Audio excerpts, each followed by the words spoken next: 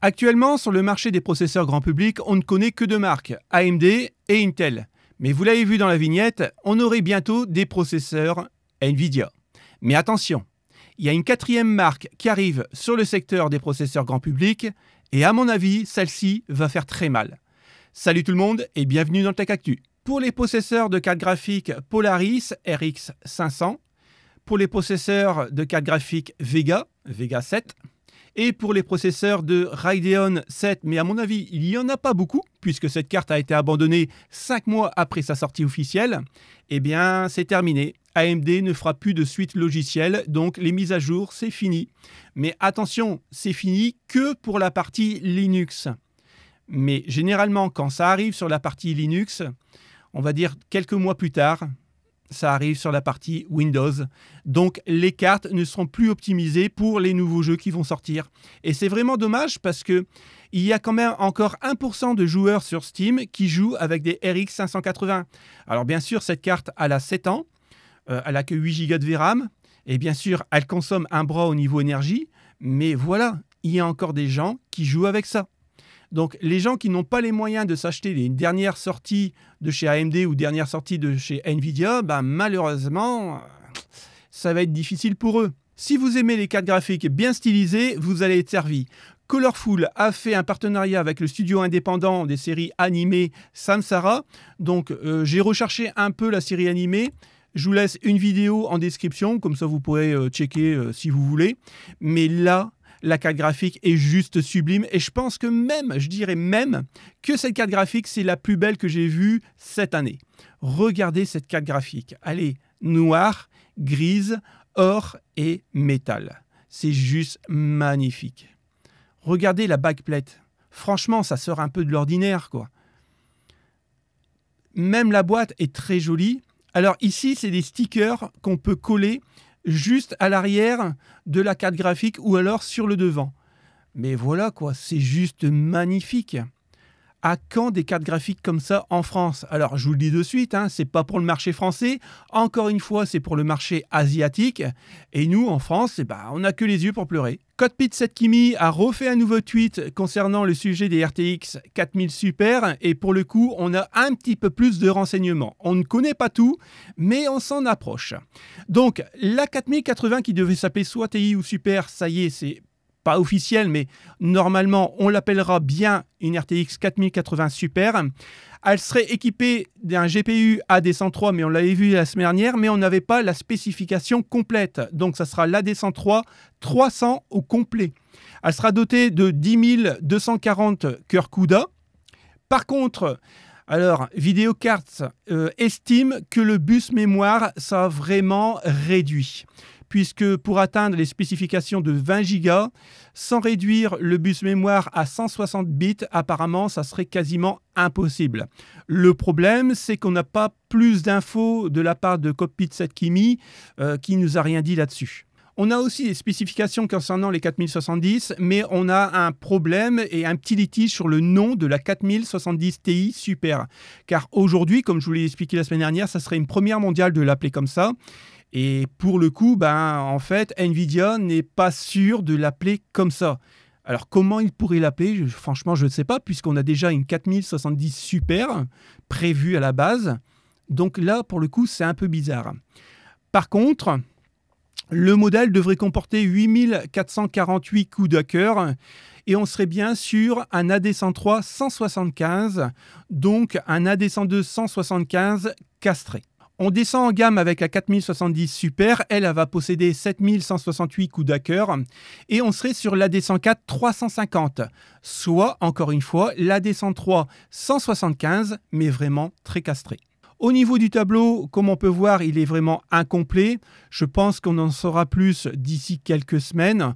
On a juste les coups de cœur qui sont affichés et les 16 Go en GDDR6X avec 256 bits de bande passante. Malheureusement, comme on l'a vu un petit peu plus haut, on n'aura pas 256 bits, mais apparemment beaucoup moins. Et bien sûr, la vitesse mémoire et la bande passante, on n'en sait pas plus. Donc, affaire à suivre. Rappelez-vous, Intel avait dit que les cartes graphiques Arc A580 ne devraient pas sortir pour des cartes graphiques grand public. Pourtant, j'en tiens une dans la main. Et d'ailleurs, si vous n'avez pas vu le test, Allez voir la vidéo, elle est super intéressante. Eh bien, pour le coup, je pense que AMD fait un peu du Intel, car oui, la RX 7900 GRE qui est prévue à la base pour rappel, pour les constructeurs PC, pour les monteurs PC en OEM, vient de sortir en Pologne et en Espagne au prix officiel, entre parenthèses, de 720 €. Eh bien oui, vous pouvez acheter maintenant une RX 7900 GRE. Alors, je reviens un peu sur le prix. La RX 7900 XT, elle coûte 890 €. La 7900 GRE, on est à 720 €. OK ? J'ai été vérifier les prix. Alors, c'est un site que je connais bien parce que j'ai commandé quand même pas mal de cartes graphiques. Je vous le dis tout de suite, je ne suis pas sponsorisé. 766,59 €. Donc déjà, on a 40 € dans les lattes. Et effectivement, si on prend la même carte graphique en XT, 849 €. Donc, quelque part, ça coïncide bien avec les prix annoncés. Le problème de cette carte, et je vais m'expliquer, c'est son prix, plus 170 €. Quand vous regardez bien le tableau, la 7900 GRE, est-ce qu'ils ne se sont pas trompés de nom? Moi, je vous le dis direct.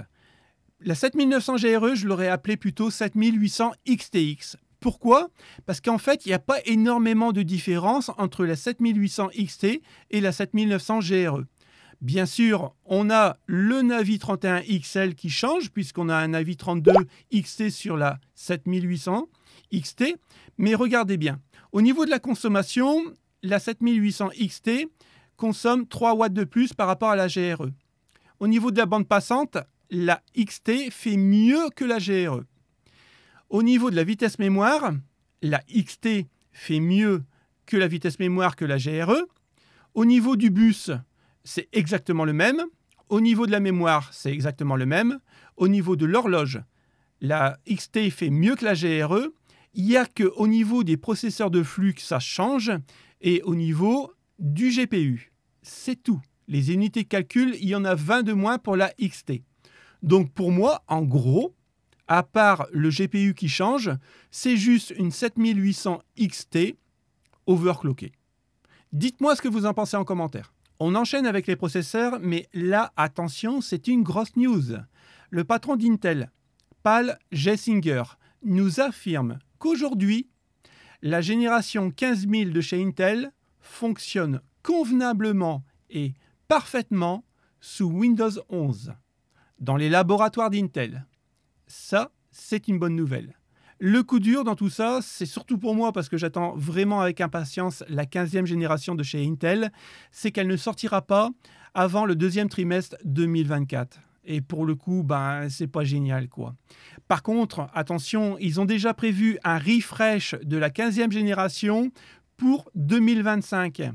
Et là où je suis un peu dubitatif, c'est que Intel 18A, qui devrait arriver après la 16e génération, sera vraiment prévu que pour la mobilité et pour les ordinateurs portables, mais apparemment, on n'aurait rien à se mettre sous la dent pour la génération 17.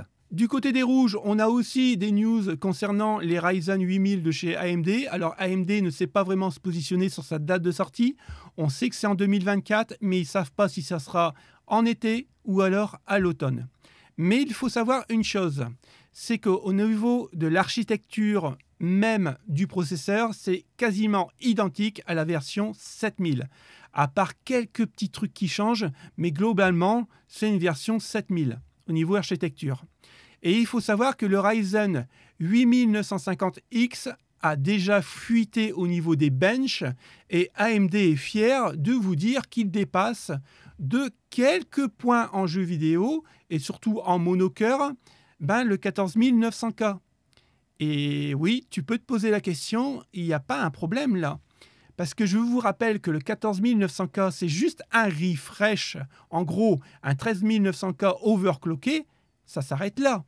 Donc, c'est-à-dire que le 8950X, quand il va sortir face au 15900K, il sera complètement dépassé direct à la sortie. En vidéo, vous pourrez regarder les benches du 8950X et pour le coup, j'espère que les drivers n'étaient pas vraiment prévus justement pour le 8950X parce que franchement, AMD a vraiment des cheveux blancs à se faire parce que si c'est prévu comme ça ça va pas être bon pour lui.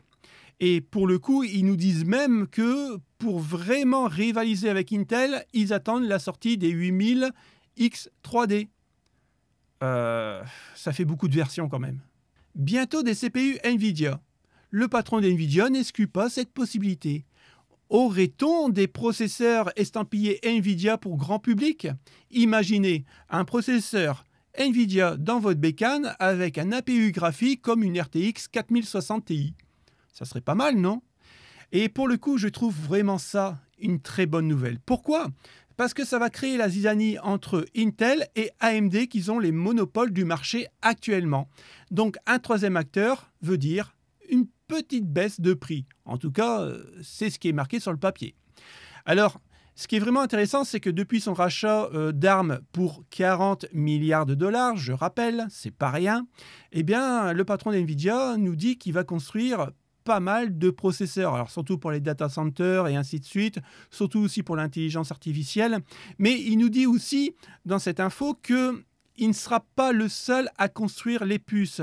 Il va délivrer les droits pour construire ces processeurs à d'autres firmes parce que lui-même ne pourra pas tout construire. Donc apparemment, on a quand même un large éventail de processeurs NVIDIA. Il faut savoir qu'NVIDIA a déjà produit des processeurs à faible consommation pour les data centers. On aurait peut-être une possibilité à l'avenir proche, et j'en suis sûr et certain, puisque en gros, Intel va travailler avec NVIDIA, et on l'avait vu il y a 2 ou 3 semaines de ça, sur le projet ARM. Donc pourquoi pas profiter de l'expérience d'Intel au niveau des processeurs, et pourquoi pas Intel profiterait de l'expérience au niveau des cartes graphiques pour ses propres cartes graphiques, et un échange de bons procédés. Donc moi, je serais vraiment content, je ne sais pas ce que vous en pensez, mais je trouve que c'est une bonne nouvelle d'avoir un nouvel acteur sur le marché des processeurs, on va dire, publics. Eh bien, NVIDIA sera peut-être présent d'ici 2 ou 3 ans. En début de vidéo, je vous avais dit qu'on aurait un quatrième acteur sur le secteur des CPU, et c'est la marque chinoise Longsong, si je prononce bien. Ce qui est vraiment très intéressant. Aujourd'hui, bien sûr, on ne peut pas le comparer à un 13900K ou à un Ryzen 7950X. C'est clair. Par contre, ils ont créé un petit 4 cœurs qui rivalise très fortement avec le i3 et le Ryzen 3. Avec, attention, une fréquence inférieure de 60%. Vous imaginez un peu ? Vous pouvez regarder les benches. Bien sûr, c'est tout en chinois. Alors moi, je suis bilingue, donc ça passe bien, mais je ne sais pas pour vous. Mais sans déconner, 60% inférieur au niveau de la fréquence et qui tient tête à un 10100 et un 3100 de chez AMD. Ça vaut vraiment le coup. Il faut savoir que la société a prévu d'élargir un peu sa gamme d'éventail. Ça sera des processeurs de 8 cœurs, 16 cœurs et 32 cœurs. Donc pour l'instant, ça sera surtout pour les data centers. Mais qui sait? Imaginez que ces processeurs de data center 8, 16 ou 32 cœurs fonctionnent très bien et qui rivalisent avec AMD et Intel, je dis bien sur les serveurs, pourquoi pas les voir arriver sur le secteur public pour nos bécanes? Je rappelle encore une fois qu'un certain groupe, alors j'ai oublié le nom de la société, mais fait vraiment du tort aujourd'hui sur l'intelligence artificielle du côté de chez NVIDIA. Et le patron de chez NVIDIA commence à se poser des questions. Parce que pour rappel, la Chine est boycottée par les États-Unis, donc ils n'ont pas les puces de dernière génération à leur portée. Donc qu'est-ce qu'ils sont obligés de faire? Ils sont obligés de créer leurs propres puces et développer leur propre secteur d'activité. Et à mon avis, la Chine n'a pas dit son dernier mot. En tout cas, merci d'avoir regardé ce Tech Actu jusqu'au bout. Le petit pouce bleu, c'est la récompense. Abonnez-vous et activez la petite cloche pour soutenir la chaîne si vous voulez le faire. Et merci à ceux qui vont le faire. Et puis, on se retrouve très bientôt pour une nouvelle vidéo. Salut les potes, ciao ciao.